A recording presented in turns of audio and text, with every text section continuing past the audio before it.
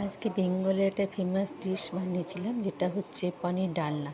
তো নুন হলুদ দিয়ে পনিরটাকে কাট করেছি, কেটে নিই নুন হলুদ দিয়ে আমি এটাকে একটুখানি ম্যারিনেট করে ঘিয়ের মধ্যে ফ্রাই করে নিয়েছি।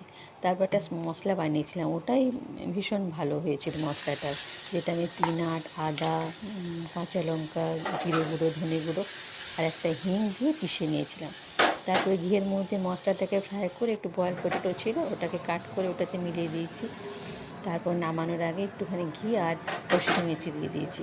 তো ভীষণ ভালো খেতে হয়েছিল, আর আমরা দুবেলা ওটাই এনজয় করেছি।